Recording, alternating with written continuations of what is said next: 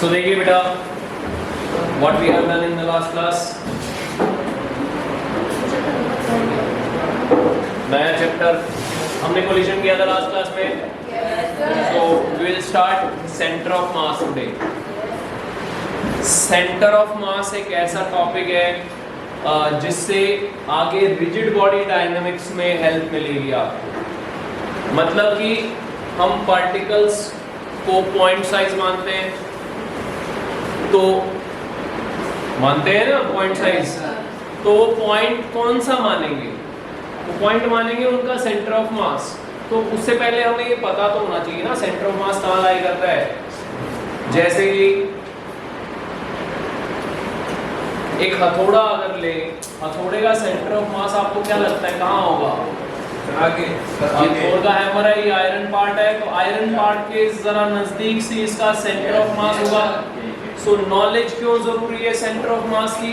जैसे ही हमने कोई चीज फेंकी, वो घूमते घूमते जा रही है, जैसे हथौड़ा ही है, एक्स लगा लो, एक्स या हैमर को अगर ऐसे फेंक दिया तो ये ऐसे घूमता घूमता जा रहा है।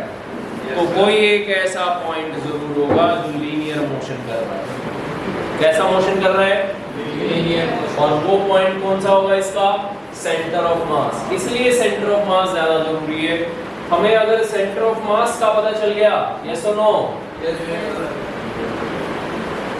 ये देखो, ये रहा होगा थोड़ा, या थोड़े का हैमर वाला पोर्शन, और ये उसका आयरन पार्ट। कौन सा पार्ट है?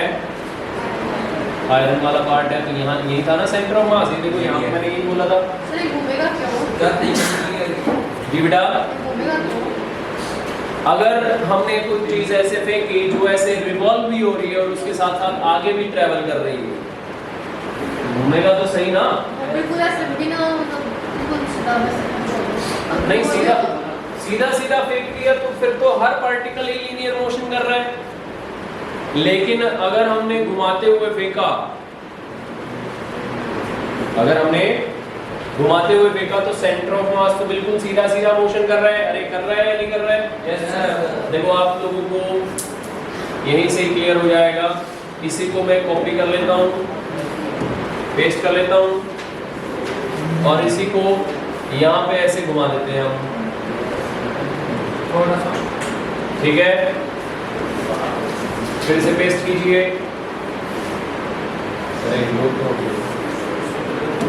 ऐसे नहीं सरे।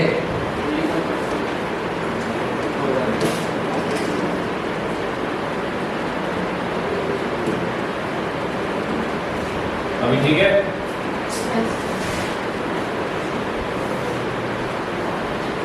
ये तो ये इसका सेंटर ऑफ मास इकलौता ऐसा पॉइंट है जो लीनियर मोशन कर रहा है, और बाकी का हर पार्टिकल इस सेंटर ऑफ मास के अबाउट क्या कर रहा है?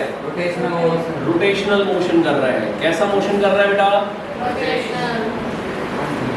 बाकी के हर पार्टिकल इस पॉइंट के अबाउट क्या कर रहे हैं? रोटेशनल मोशन कर रहे हैं। तो हमें पता लग जाएगा।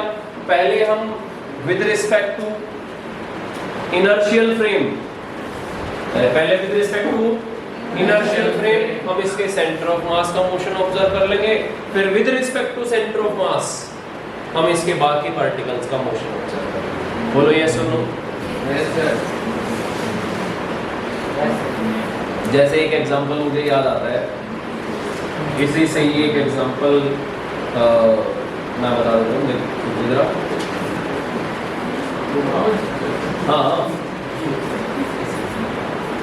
जैसे देखो, ये हमारी एक्सिस ऑफ रोटेशन है, जड़त्व चीज है, ये हिलनी नहीं चाहिए, ठीक है? और एक इधर आ जाओ, एक और आ जाओ बेटा।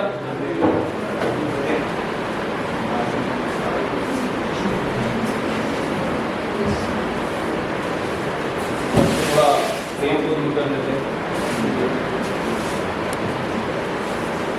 हाँ, तो ये यहीं पे है, ये पार्टिकल, ये पॉइंट रेस्ट पे है, इसके अबाउट रोटेशनल मोशन होगा हम दोनों का, ठीक है?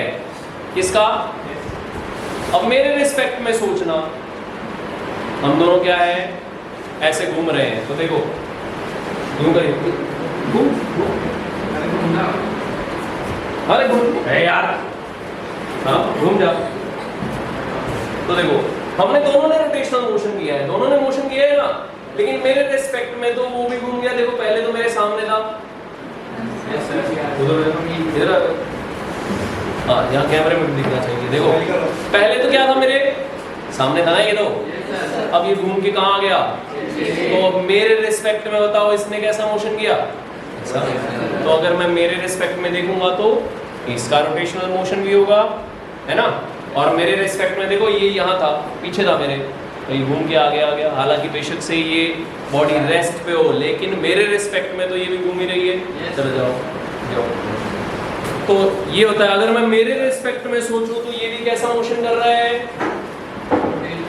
रोटेशनल मोशन कर रहा था वो मेरे रिस्पेक्ट में। तो ऐसे ही हम लोग सेंटर ऑफ मास के रिस्पेक्ट में देखेंगे बाकी पार्टिकल्स का रोटेशनल मोशन हो रहा है, और क्या लॉज लगा देंगे? वो सर्कुलर मोशन वाली लॉज हम लगा देंगे। सर्कुलर मोशन वाली ओमेगा निकालना है, किसी पॉइंट की वेलोसिटी निकालनी है, तो वो थी ना v is equals to omega R. v is equals to omega, निकाल सकते हैं वेलोसिटी ओमेगा क्रॉस आर से, निकाल सकते हैं ना। और ओमेगा अगर निकालना है तो omega is equals to omega not plus alpha T. ये वाली थीटा निकालना है तो theta is equals to omega not T plus half alpha T square. ये सब रोटेशनल मोशन, सर्कुलर मोशन वाली हम सारी चीजें अप्लाई कर सकते हैं अगर हमें इसका सर्कुलर मोशन देखना है। तो अगर हमें इसका रोटेशनल मोशन देखना है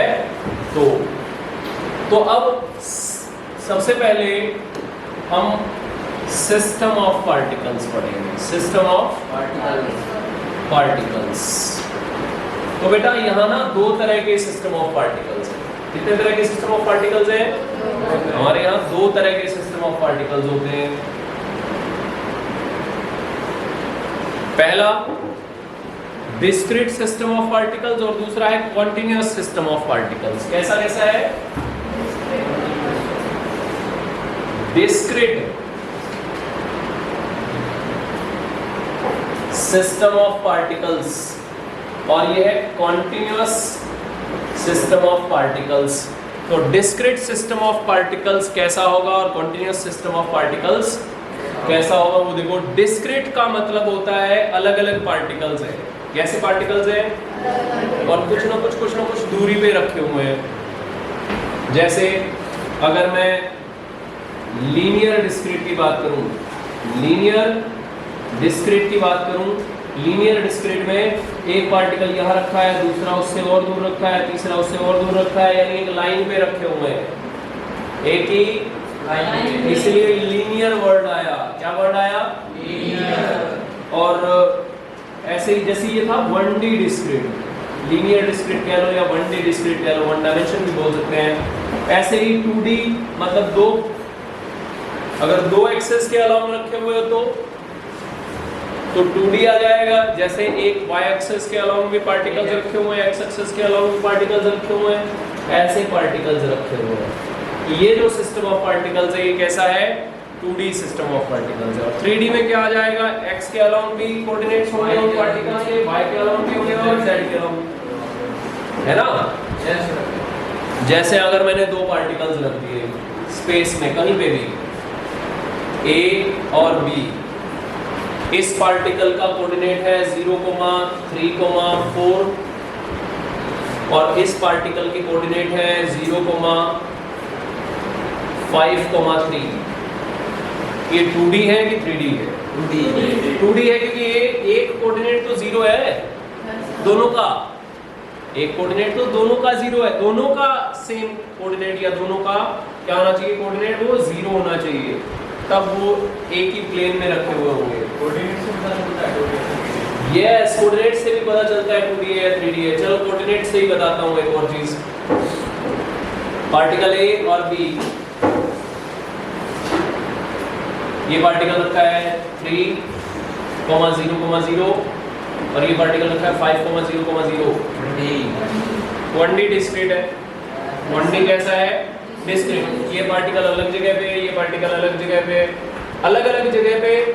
जैसे तुम लोग सब क्या हो, अलग अलग बेंच पे एक बच्चा बैठा है, तो तुम सब डिस्क्रीट पार्टिकल्स हो, है ना दूरी तुम्हारे बीच में, तुम लोगों के बीच में दूरियां है या नहीं है? तो तुम लोग कैसे पार्टिकल्स हो? डिस्क्रीट पार्टिकल्स हो, यस। अब कॉन्टिन्यूअस, यस कॉन्टिन्यूअस कैसा होगा बेटा? कॉन्टिन्यूअसली मास एक एक्सिस के अलोंग फैला हुआ हो। किसके अलोंग? जैसे कॉन्टिन्यूअस में लीनियर, मास लीनियरली डिस्ट्रीब्यूटेड है, एरियल मास पूरे एरिया में फैला हुआ है, या स्पेस में मास फैला हुआ है, स्पेस या 3D भी कह सकते हैं, 3D,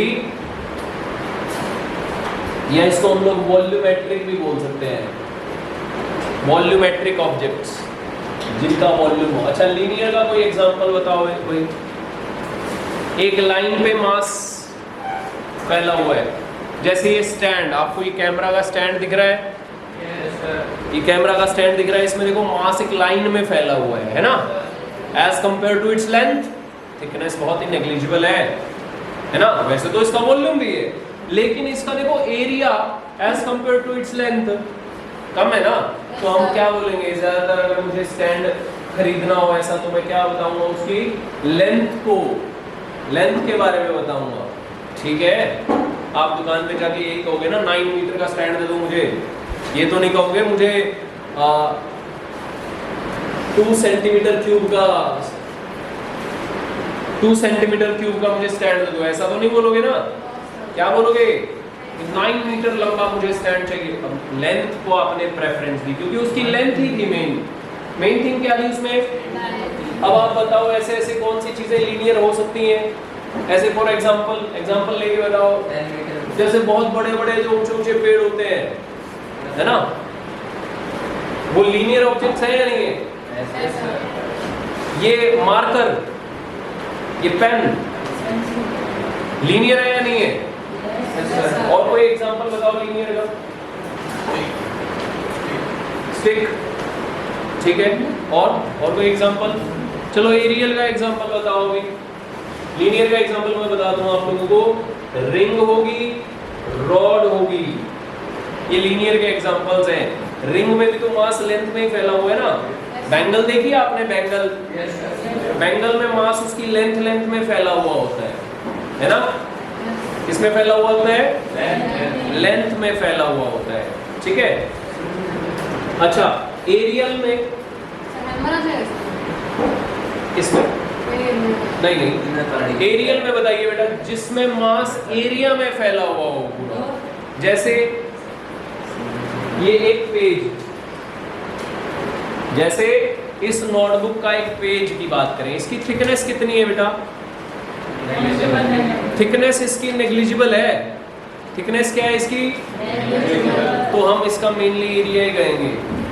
अगर मैं आपसे कहूँ कि भाई बड़े पेज वाली कॉपी लेना, तो बड़ा इसका मतलब क्या चीज़ को मैं प्रेफरेंस दे रहा हूँ? मैं किसके बारे में बात कर रहा हूँ? मैं बड़े एरिया के बारे में बात कर रहा हूँ। मैं मोटे पेज वाली नोटबुक तो नहीं कह रहा ना। मैं क्या कह रहा हूँ? बड़ी नोटबुक लेना, इसका मतलब जिसका एरिया ज्यादा हो, जिसका पेज का एरिया ज्यादा हो। इसका मतलब इसमें मास किस में फैला हुआ है? तो ये पेपर, इस पूरे एरिया में पेपर ही पेपर है कि नहीं है? तो इस पूरे एरिया में कॉन्टिन्यूअसली छोटे छोटे पार्टिकल्स पूरे एरिया में डिस्ट्रीब्यूटेड है। और ये कॉन्टिन्यूअस डिस्ट्रीब्यूशन है। क्या इस पेपर के दो पार्टिकल्स के बीच में भी क्या है? पार्टिकल्स ही। गैप दिख रहा है क्या पार्टिकल्स के बीच का? नहीं दिख रहा। तो ये कॉन्टिन्यूअस है और कैसा ऑब्जेक्ट है? एरियल। कैसा ऑब्जेक्ट है? एरियल। कुछ एग्जांपल बताओ एरियल के। ऐसा जैसे पेज हो गया, कपड़ा हो गया, पेंटिंग। अच्छा ठीक है, और कोई एग्जांपल बेटा? डोर, ठीक है। Tyre, okay tyre, yes. और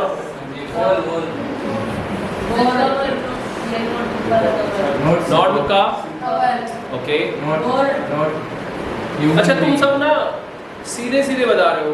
मैं कुछ एग्जांपल बताऊंगा। जैसे एक खाली प्लास्टिक की बॉल है, अंदर से खोखली है, वो क्या है? वो भी एरियल ऑब्जेक्ट है। उसका पूरे कवर ऊपर अरे बोलो, उसके सरफेस एरिया में मास है सिर्फ, इसमें मास है सरफेस एरिया में। तो देखो मैं बताता हूँ, होलो सिलेंडर, होलो सिलेंडर है या नहीं है? होलो स्फीयर है या नहीं है? एक स्क्वायर प्लेट या सिंपल एक प्लेट बोलते हैं, प्लेट तो चाहे रेक्टेंगल भी हो, प्लेट है या नहीं है एरियल ऑब्जेक्ट? और कोई एरियल ऑब्जेक्ट? फुटबॉल जिसके अंदर मास ना हो, है ना, मास अंदर ना हो, हाँ हो सकती है, नहीं वो कह रहे हो, उसके अंदर मास नहीं होना चाहिए, है ना। प्लेट हो गई, और कोई एग्जांपल बेटा? काफी है, होलोकोन भी हो गया, होलोकोन। वॉल्यूमेट्रिक में बताओ बेटा, ऐसा जिसमें पार्टिकल्स वॉल्यूम में फैले हुए हो। बैलून नहीं, एरिया होलो होता है, बैलून एरियल का एग्जांपल होगा। बैलून मतलब रबड़ के पार्टिकल्स कहाँ हैं? रबड़ के पार्टिकल्स तो उसके जैसे, सुनो, एक आयरन, सॉलिड आयरन बॉल, अंदर भी आयरन है, बाहर भी आयरन है, पूरे वॉल्यूम में आयरन ही आयरन है ना। जैसे कोई और एग्जांपल बताओ। जैसे देखो, अब मैं पेज की बात कर रहा था, तो पेज तो क्या था, एक सेकंड, पेज तो क्या था बेटा? पेज एरियल था। लेकिन अगर मैं इस नोटबुक की बात करूंगा, अगर इसकी थिकनेस और ज्यादा होती, तो बोलते ना कि भाई ये मोटा रजिस्टर है, ये पतला रजिस्टर है, तो मोटे रजिस्टर से उसकी वॉल्यूम, उसकी थिकनेस की बात हो रही है ना। तो इस पूरे वॉल्यूम में, इस थिकनेस में भी मास है कि नहीं है? तो इसका मतलब पूरे वॉल्यूम में मास है, पूरे वॉल्यूम के अंदर मास है, तो ये वॉल्यूमेट्रिक ऑब्जेक्ट हुआ। सो देखो, सॉलिड, जितने भी सॉलिड ऑब्जेक्ट्स होते हैं सारे सारे क्या होते हैं बेटा? वॉल्यूमेट्रिक होते हैं। तो सॉलिड स्फीयर, सॉलिड क्या आ गया? Sphere. Solid cylinder, cuboid, cube, है ना, ये सब। यस, सॉलिड कौन? बिल्कुल। तो ये सब कॉन्टिन्यूअस पार्टिकल्स है या नहीं है? तो अब हम डिस्क्रीट के केस में भी सेंटर ऑफ मास निकालेंगे और कॉन्टिन्यूअस के केसेस में भी सेंटर ऑफ मास निकालेंगे। जैसे सबसे पहले हम लोग 1D डिस्क्रीट की बात कर लेते हैं बेटा। किसकी बात कर लेते हैं? 1D discrete. 1D discrete. जैसे दो पार्टिकल्स हैं, ये पार्टिकल है M1 और ये पार्टिकल है M2। तो कैसे पता लगेगा इनका सेंटर ऑफ मास इनके बीच में कहाँ है? इनको थोड़ा सीधा बना लेते हैं। Suppose this particle is M1 and this particle is M2। इनका सेंटर ऑफ मास कहाँ लाया करेगा? कैसे पता लगेगा? अब देखो, जो भारी वाला होगा, कैसा होगा? जो ज्यादा भारी होगा उसकी तरफ शिफ्टेड होगा ना। जैसे कि देखो, इसका आयरन पार्ट ज्यादा हैवी था, तो सेंटर ऑफ मास इसी की तरफ था। समझ आई ये बात? यानी अगर मैं कहूं कि M2 ज्यादा हैवी है, तो सेंटर ऑफ मास M2 के क्लोज होगा। सेंटर ऑफ मास M2 के क्लोज होगा। तो सेंटर ऑफ मास का डिस्टेंस M2 से कम होगा। अगर M2 की वैल्यू ज्यादा है तो सेंटर ऑफ मास की दूरी उससे कम होगी। तो mass is inversely proportional to its distance from centre of mass. ये बात समझ में आई कि जितना हैवी मास होगा उतना ही कम सेंटर ऑफ मास से उसका डिस्टेंस होगा, उतना ही सेंटर ऑफ मास उसके ज्यादा क्लोजर होगा। सेंटर ऑफ मास ऑब्जेक्ट सिवा, सेंटर ऑफ मास ऑब्जेक्ट सिवा, इन दोनों ऑब्जेक्ट्स का सेंटर ऑफ मास। तो सेंटर ऑफ मास में आपको बता दूं क्या पॉइंट होता है, शायद आप लोगों को क्लियर नहीं हुआ। Centre of mass is that point where whole mass of system, system यानी कितनी भी बॉडीज हो सकती हैं, system is assumed to be concentrated. बीच में नहीं है, पास में नहीं है आपने। Concentrated, just a minute. तो सेंटर ऑफ मास, जितना भी सिस्टम के पार्टिकल्स हैं उन सब का मास कहाँ कॉन्सेंट्रेटेड माने हम, तो वो पॉइंट हो गया सेंटर ऑफ मास। तो centre of mass is the point where whole mass of the system is assumed to be concentrated. जैसे इन दोनों का सेंटर ऑफ मास कहाँ होगा, इनके बीच में ही होगा बेटा, और वो बॉडी से बाहर हो सकता है। जैसे एक एग्जांपल लेता हूँ, बैंगल का सेंटर ऑफ मास कहाँ होता है, उस बॉडी के अंदर होता है या बॉडी के बाहर लाई करता है, बाहर ही लाई करता है। तो ऐसा जरूरी नहीं कि सेंटर ऑफ मास बॉडी के अंदर ही लाई करे, सेंटर ऑफ मास बॉडी के बाहर भी लाई कर सकता है। जी आप क्या पूछ रहे थे, यही पूछ रहे थे। तो सेंटर ऑफ मास बॉडी के अंदर भी लाई कर सकता है और सेंटर ऑफ मास बॉडी के बाहर भी लाई कर सकता है। तो सेंटर ऑफ मास तो वो पॉइंट है जहां हम दोनों का मास कॉन्सेंट्रेटेड अज्यूम करेंगे। तो इन दोनों का मास हम कहाँ लेंगे, इस पॉइंट पे लेंगे, जिस पॉइंट को हम लोग क्या कह रहे हैं, सेंटर ऑफ मास कह रहे हैं। क्लियर हो गई ये पॉइंट, ये पॉइंट बोलो क्लियर हुआ या नहीं? ओके, तो अब ये चीज क्लियर हुई कि जितना ज्यादा मास होगा सेंटर ऑफ मास उसी के ज्यादा क्लोज होगा, यानी उसका उस पार्टिकल का डिस्टेंस सेंटर ऑफ मास से ज्यादा पास होगा। ठीक है, अरे मास अगर ज्यादा है तो सेंटर ऑफ मास से उसकी दूरी कम होगी, तो इसका मतलब तो मास इनवर्सली प्रोपोर्शनल है डिस्टेंस के। ये बात समझ में आई? So m1 is inversely proportional to r1 and m2 is inversely proportional to r2। जो प्रोपोर्शनैलिटी कांस्टेंट है, कुछ ना कुछ तो कांस्टेंट होगा ना। मैं इसको k मान लेता हूँ, क्या मान लेता हूँ, k। प्रोपोर्शनैलिटी कांस्टेंट को क्या मान लिया मैंने, k। अब दोनों को जरा डिवाइड करो, m1 by m2 किसके बराबर आ गया, r2 by r1। और ये r2 r1 क्या है, सेंटर ऑफ मास से इन पार्टिकल्स की दूरियां हैं। m1 की दूरी कितनी है सेंटर मास से, और m2 की दूरी कितनी है सेंटर मास से। सो m1 by m2 का जो रेशियो है वो इनवर्स रेशियो आ गया। कैसा रेशियो आ गया, m1 by m2 is r2 by r1। मास ज्यादा तो उसका डिस्टेंस कम। ये बात समझ में आई? इसको कहते हैं इनवर्स रेशियो। क्या कहते हैं इसको, इनवर्स रेशियो। मास और डिस्टेंस का रेशियो जो है वो इनवर्स रेशियो होता है। क्लियर है? अब मैं आपसे कुछ पूछना चाहता हूँ, आप एक फॉर्मूला डेराइव करेंगे। कौन सा फॉर्मूला आप लोग डेराइव करेंगे, वो ये फॉर्मूला डेराइव करेंगे कि अगर मैं ओरिजिन से एक्स एक्सिस पे मैंने दो पार्टिकल्स ले लिए m1 और m2। m1 की दूरी एक्सिस से है x1 और m2 की दूरी x2 है। कितनी है, और इनकी सेंटर ऑफ मास का डिस्टेंस xcm आ गया। तब ये रेशियो क्या हो जाएगा, तब ये m1 by m2 का रेशियो क्या हो जाएगा बताइए। तो क्या आप यहाँ से निकाल सकते हैं, अगर ये इंफॉर्मेशन आपको दी गई है तो क्या आप m1 by m2 का रेशियो निकाल सकते हैं क्या? तो बताइए m1 by m2 का रेशियो क्या हो गया यहाँ से, अगर ये इंफॉर्मेशन आपको दे रखी है तो बोलो। ऊपर आ गया r2 और r2 यहाँ क्या है, ये वाला डिस्टेंस। और ये वाला डिस्टेंस क्या होगा, x2, और ये है xcm। तो इनको माइनस करके क्या आ जाएगा, ये डिस्टेंस नहीं आ जाएगा क्या। सो r2 को क्या लिख सकते हैं बेटा, ये वाला डिस्टेंस कैसे निकालेंगे इसने यहाँ,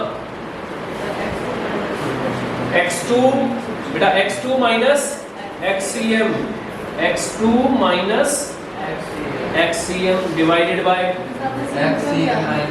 सेंटर ऑफ मास का डिस्टेंस ओरिजिन से। सबका डिस्टेंस ओरिजिन से ही मेजर करते हैं ना हम लोग। हाँ, क्या नहीं दे रखा, वही निकालना है अभी। देखो तो बताओ, निकाल सकते हैं, निकल गया। अब x1 का डिस्टेंस कितना है बेटा, sorry, what is the value of this r1, yes. तो r1 की दूरी कितनी आएगी, यानी ये वाली दूरी निकालनी है तो xcm माइनस x1। तो क्या आप इसको रीअरेंज करके, अगर हमें x1 x2 पता है, m1 m2 पता है, तो क्या आप xcm निकाल सकते हो क्या? तो इसको रीअरेंज करके xcm निकालना है हमें। क्या करके? रीअरेंज कीजिए इस इक्वेशन को, तो कीजिए, इसको रीअरेंज कीजिए। इसकी वैल्यू आ जाएगी m1 x1 plus m2 x2 bye m1 plus m2। ये रीअरेंज करने के बाद आपके पास फाइनल आंसर आ जाएगा। यानी सेंटर ऑफ मास की दूरी ऐसे निकालते हैं। तो ये भी एक फॉर्मूला बनता है, इंपॉर्टेंट फॉर्मूला, जिससे आप निकाल सकते हैं लॉजिकली। और ये भी एक इंपॉर्टेंट फॉर्मूला बनता है अगर आपके पास कोऑर्डिनेट्स हैं, अगर आपको क्या पता हो, अगर आपको पार्टिकल्स की वैल्यूज पता हो और उसके ओरिजिन से वैल्यूज, ओरिजिन से क्या पता हो, दूरियां, यानी कोऑर्डिनेट्स पता हो। क्या पता हो बेटा? यानी इन दोनों पार्टिकल्स का मास पता हो और इन दोनों पार्टिकल्स के कोऑर्डिनेट्स पता हो, तो आप सेंटर ऑफ मास की पोजीशन निकाल सकते हैं। What is एक्ससीएम? एक्ससीएम का मतलब क्या है? Position of centre of mass, position of. तो ये आपने क्या निकाला है? ये आपने निकाला है position of COM, centre of मास की बेटा आपने निकाल दी पोजीशन। Yes, from origin. ये है 1D डिस्क्रीट, ये 1D में निकाली बेटा। किसमें निकाली है? ये अभी 1D है। y कहाँ लिया मैंने तो दोनों पार्टिकल्स को x एक्सिस पे रखा था अभी। बोलो बेटा। ठीक है। तो अब अगर आपने 2D, अगर आपको कोई 2D फिगर दे दी जाए तो उसमें क्या हो जाएगा? उसमें XCM के अलावा YCM भी निकालना पड़ेगा। उसमें x कोऑर्डिनेट्स के अलावा y कोऑर्डिनेट्स भी दे रखे होंगे। यस और नो?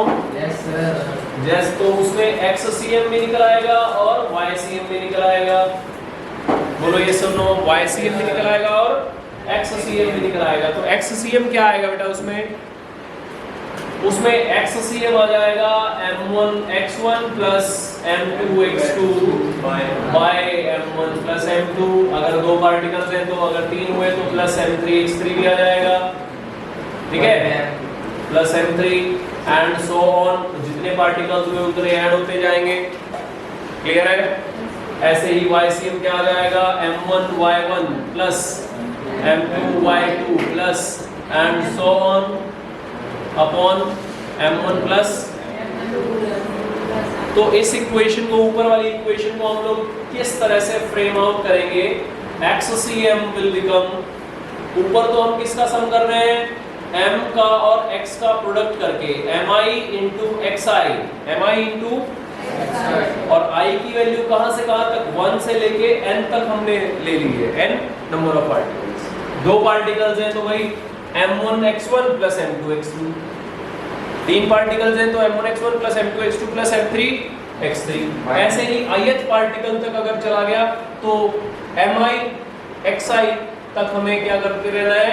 सम करते रहना है। तो ये मैथमेटिकल लैंग्वेज में ऐसे लिखा जाता है। क्लियर है? इसी चीज को मैंने मैथमेटिक्स में ऐसे लिख दिया। नीचे किसका सम करना है हमें? डिनोमिनेटर में मासेस का। तो समीशन ऑफ mi लिखा जाएगा और यहाँ पे i की वैल्यू 1 से लेके n तक। जैसे इंटीग्रेशन करते हैं हम लोग, वैसे ही डिस्क्रीट का सम ऐसे लिखा जाता है। अगर ये छोटे छोटे पार्टिकल्स होते तो मैं यहाँ समीशन की जगह इंटीग्रेशन का साइन लगा देता। इतना ही फर्क है। यस, यस और नो? तो ऐसे ही YCM भी बताओ। YCM क्या हो जाएगा बेटा? यानी सेंटर ऑफ मास की position, summation of mi yi, और i की वैल्यू 1 से लेके नीचे समीशन किसका करना है? i की वैल्यू 1 से, बस इस तरीके से हम इसको लिख देंगे। अगर ये 2D है तो, अगर 3D हुआ तो इसके साथ साथ z कोऑर्डिनेट भी निकल आएगा। क्या, कौन सा कोऑर्डिनेट निकल आएगा? z कोऑर्डिनेट भी निकालना पड़ेगा। तो z कोऑर्डिनेट क्या आ जाएगा? m1 z1 plus m2 z2 divided by m1 plus and so on. तो ये 3D के लिए भी आ गया आपको। 2D के लिए ऐसे हो गया ना बेटा, x कोऑर्डिनेट भी है और अब y कोऑर्डिनेट भी है। हाँ, एक्स कोऑर्डिनेट भी निकाल दिया मैंने, वाई कोऑर्डिनेट भी निकाल दिया, तो हाँ अलग अलग ही निकाले। उसमें भी दोनों अलग निकाले, उसमें आपने वन निकाला। खाली एक्स निकाला था, कहाँ निकाला? खाली एक्स ही तो निकाला था। फिर सर उसमें भी तो